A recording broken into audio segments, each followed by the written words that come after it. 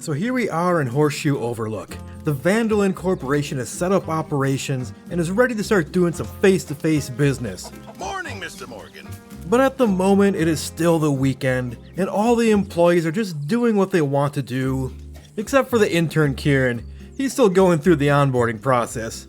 But as for our boy Arthur, well, Dutch has an issue with Arthur's appearance. He told Arthur, "You can play cowboy dress up all you want in your own time, but come Monday morning, you better look like a goddamn business professional." I can't do Dutch's voice. Shut up! Now, if I'm doing some bottled challenge, I have no qualms about using mods to unlock whatever apparel I think will fit the theme. But as this is a legit playthrough, I'm not giving myself that luxury. If I want a rat flat cap or any other outfit, I have to earn it once again.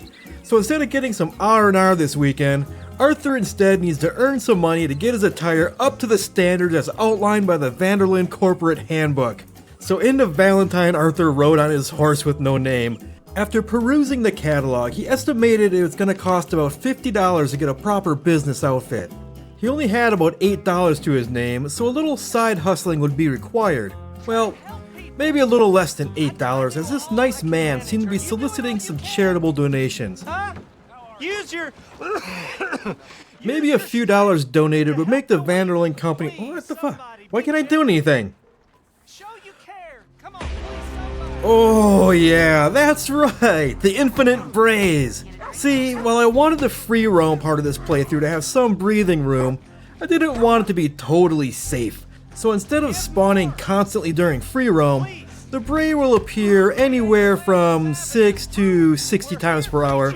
And this Bray, unlike his mission to counterparts, has access to some light stealth technology and doesn't get a blip on the map to warn me of his comings. But I'm not sure yet of the ramification of setting him off in town, so I ran out to the nearby cliffs to give him a little yeet. Great footwork, Arthur. Oh my god. Get up. Ah, shit. Whatever. A witness? What the hell? Well, you know what, witness? Witness this. Ever seen a fat man explode before? Brother.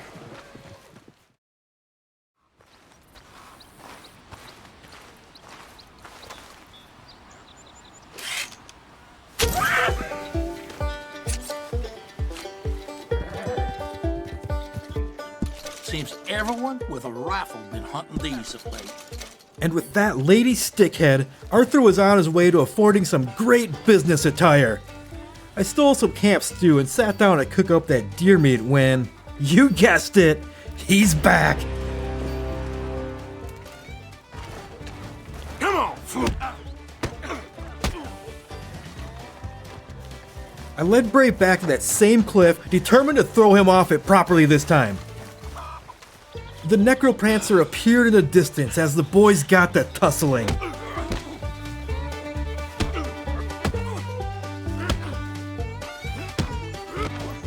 Alright, get off that cliff, boy! Where'd he go? What the hell? Tsunami! Oh, god damn it!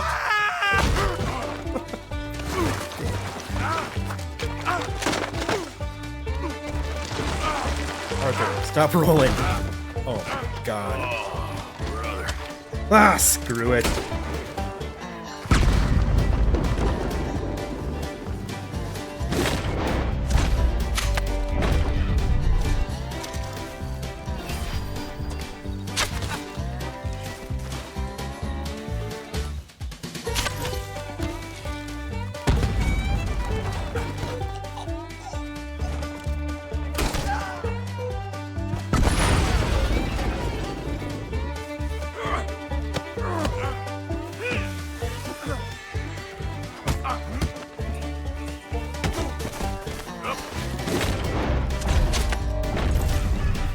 Arthur, finish your skinning. Come on.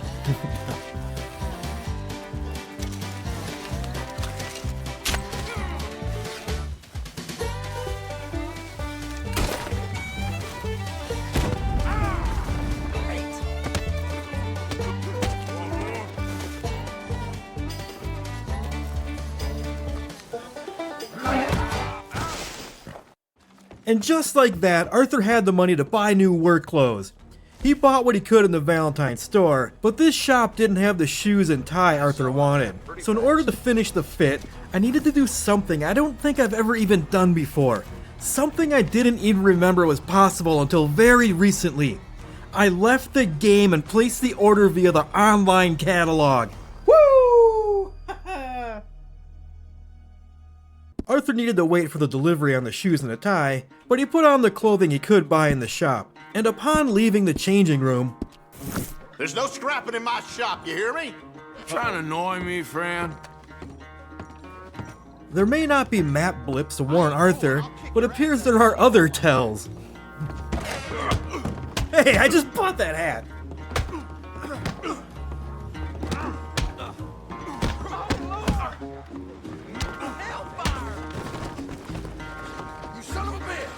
Whatever, fine. This time I'm popping him in the middle of Valentine to see what kind of charges I get stuck with. What? Nothing? Okay, I'll take it. Damn, that hurt. Girls, you might want to leave that building. Yep. Oh shit, I made a crispy critter. I reloaded my save, thinking that was enough to receive my clothing delivery, and it wasn't! But it also wasn't enough to remove that crispy horse from the streets of Valentine.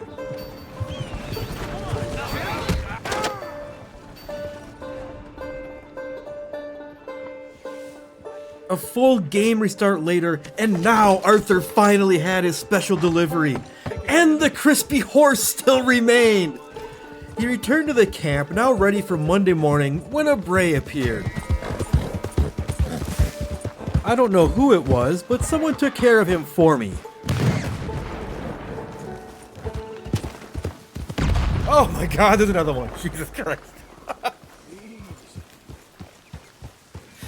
Ooh. Arthur may have gotten his businessware up to code, but Dutch wasn't done with him yet. See, there was still the issue of Arthur riding a horse with no name, which was highly unprofessional. But this wasn't entirely Arthur's fault. See, in the past, the job of naming new horses was owned by Jenny Kirk. And Jenny, a classically trained horse namer with a degree from one of the top horse naming colleges in America, was a damn fine horse namer. The Count, Baylock, Brown Jack, these were all excellent horse names that she provided. But Dutch, with the infinite wisdom provided by his MBA, let Jenny go after Blackwater as he recently learned about large language model AI. An AI that Dutch thought was just as good, if not better, at coming up with horse names than Jenny and all of her schooling could do. And it could do so for one simple, cheaper subscription fee. But then they hit that Cornwall train and stole those tech prototypes. Studying those plans, Dutch realized what they had acquired was an even more advanced version of this horse naming technology. And with the plans on hand, he could just make his IT department stand up their own internal instance. Why even pay a subscription when he had a perfectly good IT department that could just take on the extra workload at no extra cost? But the head of IT, Mr. Reverend Swanson, hadn't come into work today. So Dutch sent Arthur out to go find him and bring him back to the office so he could get to work. Now, merely leaving the camp should have been a simple endeavor, but on the first attempt to go find the Reverend, a Bray appeared. Wasn't much of a thing as the gang lit him up real quick. Hey, easy now. Arthur continued down the trail and encountered a man fiddling with his horse's foot. Don't look like you're doing that right. You can do what you like. I'm not going to pay you any money. After, the incident, well, it seems some of the gang decided to come along on this mission. But that wasn't actually the case, and Arthur got cloud transitioned back to the camp. Second attempt at riding out, it all seemed well when... Yep. Once again, I'm not sure who took care of the problem, but once again the gang rode out, and once again Arthur got cloud transitioned back into camp. On the third attempt, Arthur escaped the gravitational pull of the camp before a Bray could appear. But damn it, now there's a new fear unlocked of having to quickly get away from camp before a stealth Bray arrives and casts Arthur back into it. But regardless, Reverend Swanson was found drunk and playing cards. An odd action for a reverend, one might think. But see, he isn't really a traditional religious reverend, but just another one of those atheists in the tech industry who paid $25 to get ordained via mail order because he thought it was funny. So this was quite normal. But as he crawled away from the table, Arthur offered up to play his hand. I half expected this to be a dialogue that Bray would just sit and watch, You two but... know each other anyway. Don't seem like the likeliest of friends, if you don't mind me saying. We go a long way back. And now you're his chaperone. I guess it's something like that. Can we... I was wrong. He was able to get a good single kick in, which effectively caused the mission to softlock. Now you two know each other anyway. Don't seem like the likeliest of friends, if you don't mind me saying. We go along... Oh, you're done now. I tried to play poker again to see if the outcome would be any different, but it wasn't. So on the third attempt, I took path B and ignored the poker game altogether. I can't, partners. I don't mean to spoil your fun. I got things to do. But now Mr. Swanson has wandered off and we need to go find him. Bray followed, but didn't catch up until I had found the Reverend and his attacker.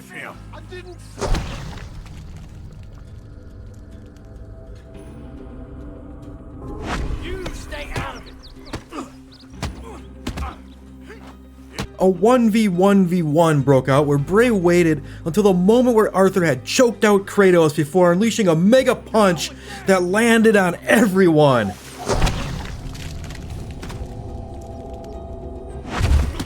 This was witnessed by a man with sheep who decided that the law needed to get involved. After making an ankle-breaking jump, Arthur stopped the man and he made a promise to not tell a soul. I won't tell a soul. I promise.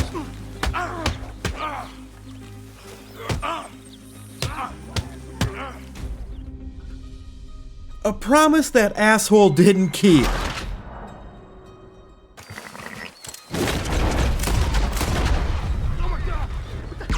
Hey, you!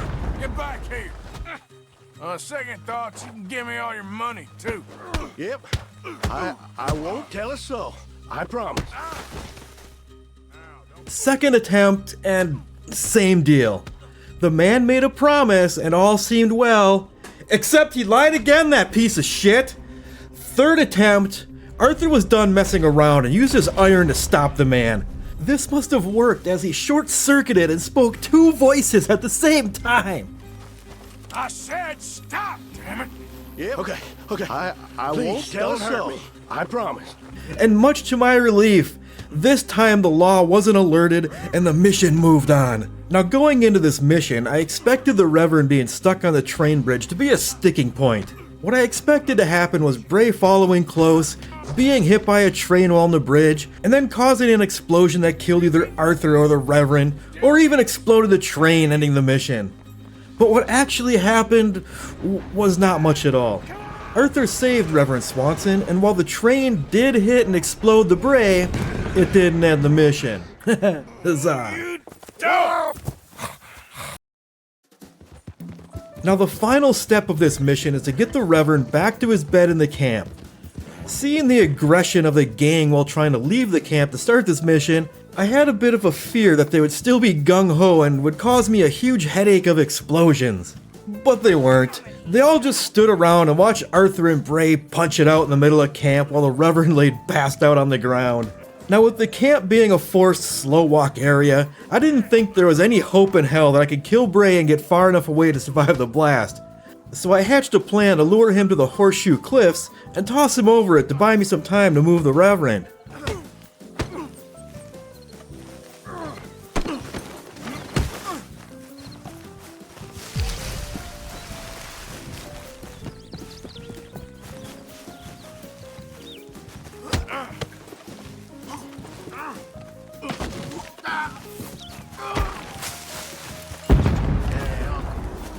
I gave him a yeet off the cliff and went back to move the Reverend.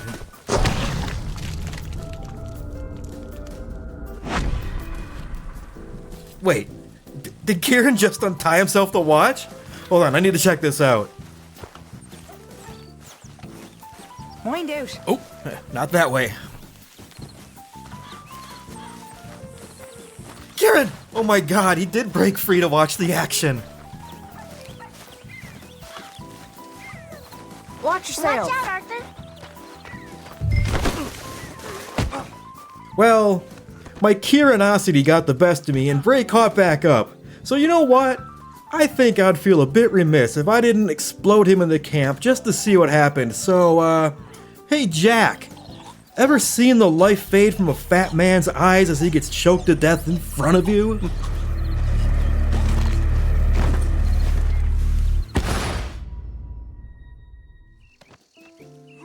Another attempt and another cliff yeet to make space, but this time when the Bray caught back up, Swanson fell from Arthur's shoulder and must have broken his neck on the landing.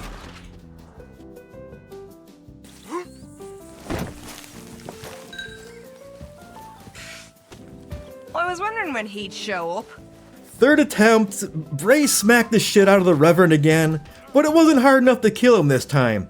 But judging by the amount of blood on the ground, I suspect he definitely suffered some degree of brain damage. I gave him another non-lethal yeet that probably traumatized Jack just a little bit more, and was finally able to use that space to get the Reverend into his bed. You better sleep your way to salvation, my friend. What happened? Just the usual. Poor bastard. Exactly. Well, thank you, Mr. Morgan. I'll keep an eye on him. He was lucky this time. Real lucky.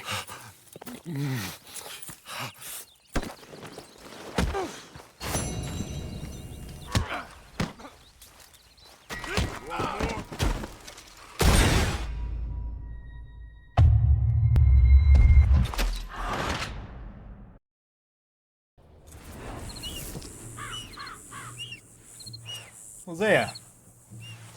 What the fuck are you doing out here? Hosea. Your horse is looking fit as a fiddle, Arthur. After that long, hard day in the office, Javier invited Arthur out for drinks that evening to go and unwind. Things were going good until some local overheard Bill talking about his LinkedIn profile and said, "Only weird people main LinkedIn as their social media." So, things got a little heated. The resulting melee got a bit out of hand.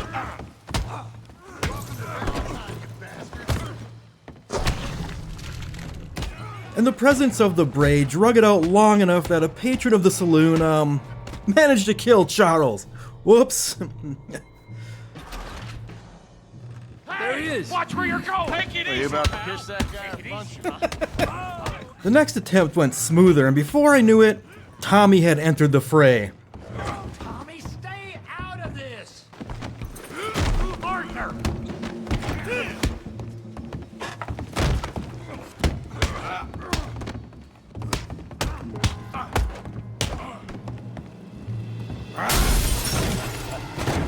Come on, pretty boy. Pretty boy? You're kidding me. Pretty boy? At first, Bray was completely absent for the outside brawl, but eventually he showed up and just started watching.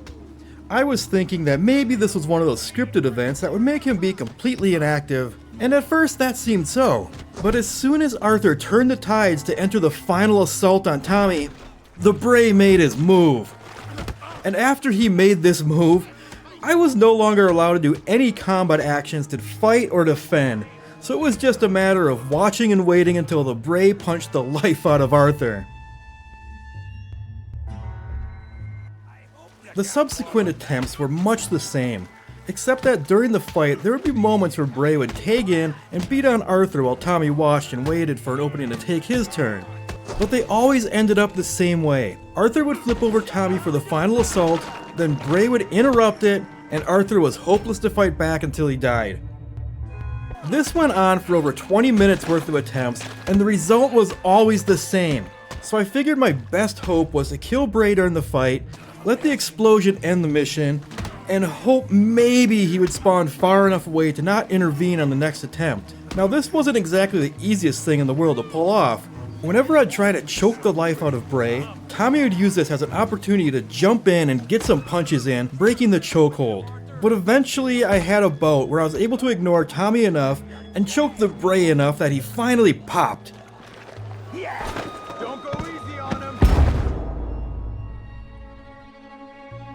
And then, as if to say, "I've had enough this time," that's my Bray voice, the Bray respawned on the roof of the Valentine Hotel and merely just watched as Tommy and Arthur fought, never coming down to intervene. Stop! Stop! Please! Please! I beg you, stop! Come, sir. You won the fight already. Surely that's enough. What business is it of yours? No business.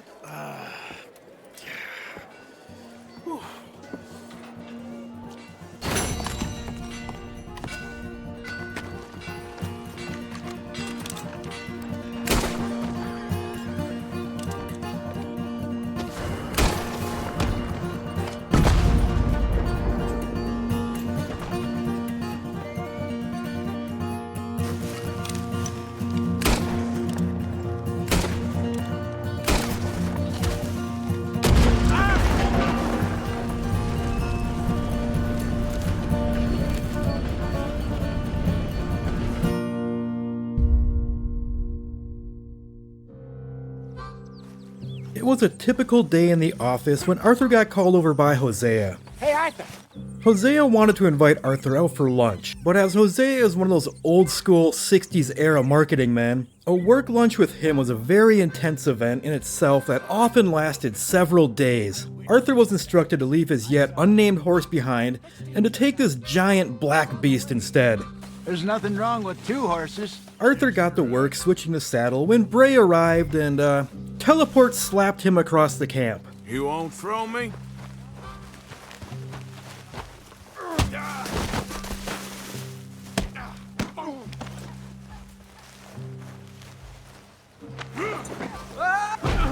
I tossed him off the cliff yet again and made towards the horses. But that cliff toss didn't hold him back for very long, so I grabbed his plentiful jowls and started making towards the cliff again. This time near Jack to further traumatize the boy. What? I did not abandon Hosea! Jeez. On the next attempt, I got the saddle moved without issue, and then after a small amount of fist fighting, Okay, see if you can get your leg over that brute. Hosea and Arthur rode out. Now typically there's a conversation between the two on the ride to Valentine, but like I saw way back in the very first mission, they remained quiet this time. Oh well, no big deal, right?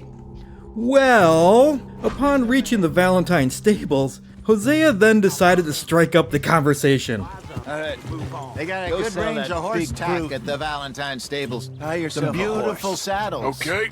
I used to have a real nice one. This resulted in Arthur just standing in the stables while he screamed his half of the conversation into its dark, horsey depths. Must be pretty hard on Lanny. You could tell he was sweet on her. Now I assumed that once this dialogue played out, that the cutscene would trigger and the mission would continue on. But I was wrong. Arthur just continued to gaze into the horse void while Bray waited outside, not in pursuit. Congratulations, we've soft-locked the game again. There's nothing wrong with 2 horses, and the stables always have the best ones. Well, I guess you're right. Okay, see if you can get your leg over that brute. Are you going to mount up? Okay, boy. Easy, big feller. All right, let's head into town. No bar fights, please.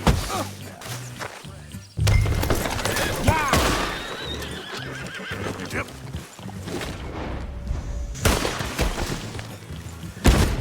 God, Jesus Christ, Hosea.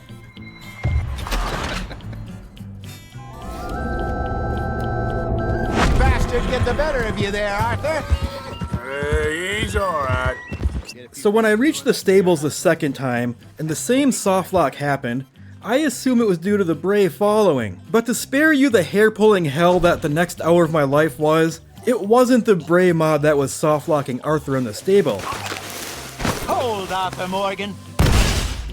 In fact, after many ride-outs listening to Hosea talk about Lenny and Jenny, Well, Lenny and Jenny could never have worked. I finally drilled down to the actual source of the problem which was the mod I used for cinematic footage that was breaking things.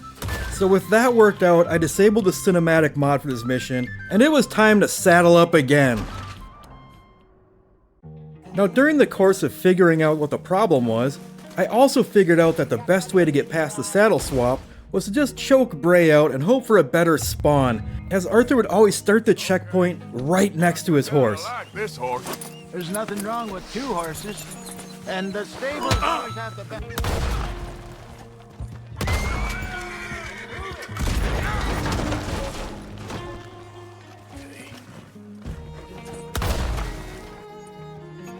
Go get yourself a horse then. Hey, Huzzah! I'm in the stable! I'm in the market for a new I horse. stabled the big black horse for later and bought a Morgan. No relation. Okay, well, with some good care, you should be able to make something of it. yeah. Let's get going. After trapping Bray in the stable and taking the new horsey for a good test crash, What the hell? the pair finally set off to go enjoy their lunch. Okay, I think we need to head right up here.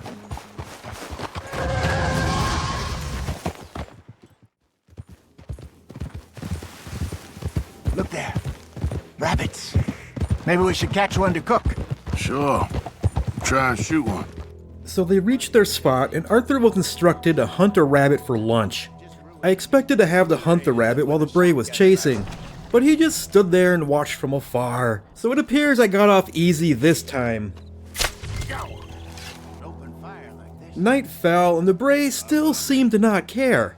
Arthur got to work cooking the rabbit. All was well, but then the Bray changed his mind, and now the Bray cared, and he was coming from the shadows.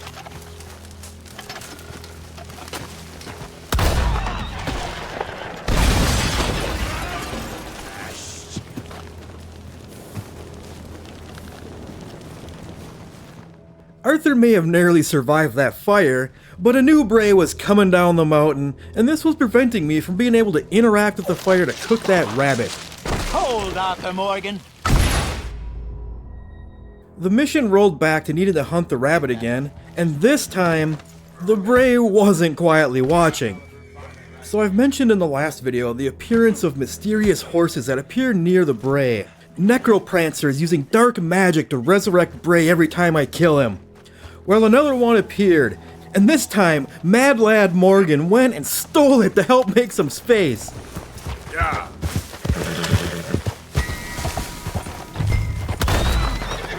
But while riding away, is that a second Necroprancer? How many of these devil horses are helping this man?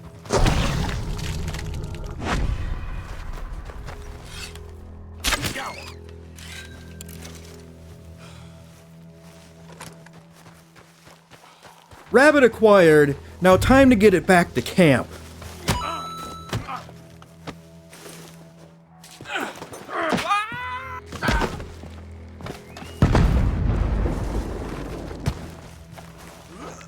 At least hit me.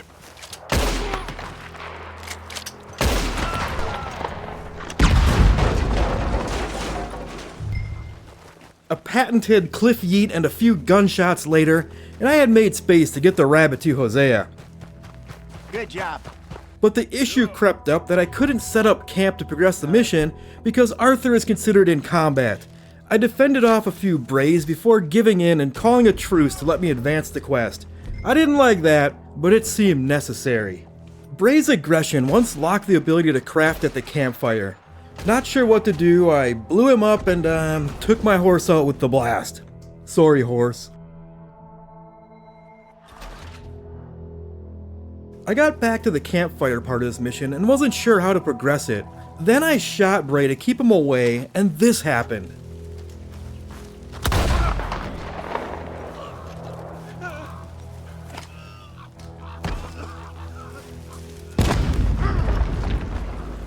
Did you catch that? Let me explain. I shot Bray, and instead of being a lethal shot, it triggered a bleed out. Now, I've been aware of bleedouts, but never once correlated the dark red reticle as an indicator of a bleedout being triggered until someone mentioned it in the comments of the last video of this series. So armed with that knowledge, I didn't keep shooting and let the bleedout happen. And I guess he isn't considered in combat while bleeding out, as the prompt to use the fire appeared, but if only for a moment. So with this knowledge, I felt that now I needed to go back and see if I could use it to clear the rabbit phase without calling a truce. Look there. Rabbits. Maybe we should catch them. Sure. Try and shoot one. Yeah. And now I'm just gonna speed run the rabbit hunt to keep things moving. Now my research found that going for the shoulder is the most reliable source of bleedouts, but I thought I'd do some experimentation into blasting his little piggies all the way to market first. Didn't work though. Sorry, Hosea's horse. Oh, come on! That should count as cooking the rabbit, shouldn't it?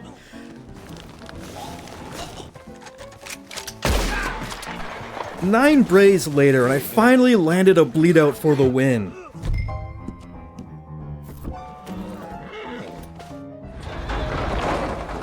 I'm famished. Cook that rabbit then. They're delicious on an open fire like this. Now, I tried to get through the rabbit cooking leg of this mission the same way, but I'm not sure that would be possible. The window of reprieve that the bleedout provides appears to be not much longer than the animation to cozy up next to the campfire, let alone the egregiously long animations needed to actually cook that rascally rabbit. I gave it a good go though, even spending all of my revolver ammunition on one attempt before succumbing to the siren call of the truce button and moving on with my life. You got that look in your eye.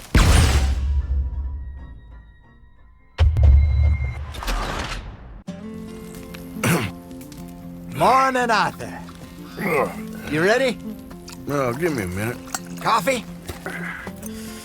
Sure. There you go. That's where I saw him last. Okay. The next morning, the boys rode out past another necroprancer and into bear territory to try and hunt themselves a tasty bear lunch. They reached the bearatory, and Arthur got to tracking the bear.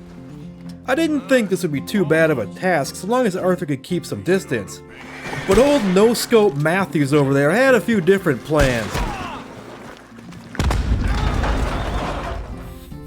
God damn it, Hosea. So the gameplay loop for this mission turned into track the bear while killing Bray while he is still far enough away that Hosea won't F it up for us.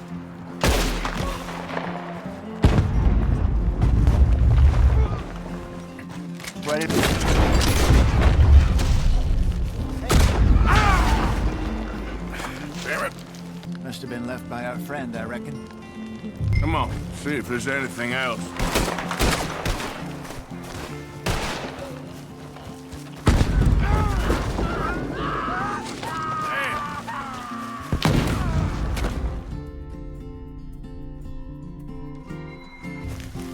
Something else on the ground, just here. There's shit here. Watch your step. Hosea. Let's keep going. Hosea! Where the hell's Hosea?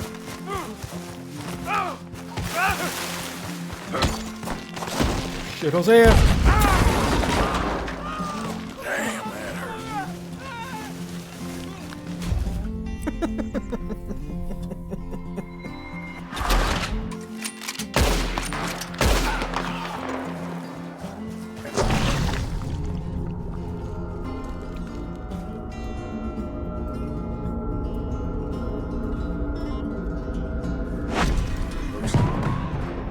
Trail ends here. We lost him? For now. Eventually, we made it to the cutscene, and when given the option to split up, you damn well know I took it. Let that trigger-happy old man go his own way away from the Bray, I say.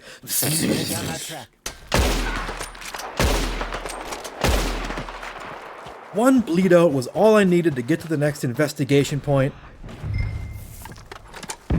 And then one more lucky bleed out to escape Bray and answer Hosea's cries for help was all it took. Shoot that thing, please! Then I hit some wrong buttons and got Arthur's head eaten. Oops.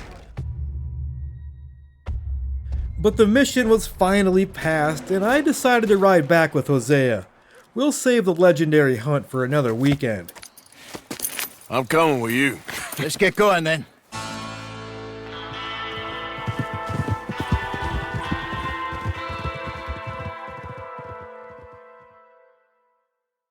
Je passe toutes les nuits à marcher dans les rues et je laisse mon... But now Arthur was back in camp. It had been several days since he brought the Reverend back, and after several sleepless nights, the Reverend can finally get some sleep as he has finished standing up the new horse naming AI. The technology must have been French in origin, as when they booted up the machine, it sounded like it introduced itself as a ChatGPT. But more cynically, the Vanderlyn members simply referred to it as Metal Jenny. But regardless of its name, the time had come for Arthur to use it and to finally get an amazing name for the horse he acquired way back at the Adler Ranch. Behold! Human teeth? The horse? Oh boy. Well, another few missions complete and a billion more to go. I feel at some point the normal click and boom loop might get a little old as I get good at it, so as I stated before, I'm open to changing the rules as the series goes on. So you have any wild ideas on Bray behavior that could make things more chaotic, please drop them in the comments for further consideration.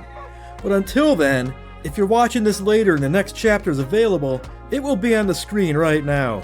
Otherwise, here's something else I've made in the past to pass some time. See ya!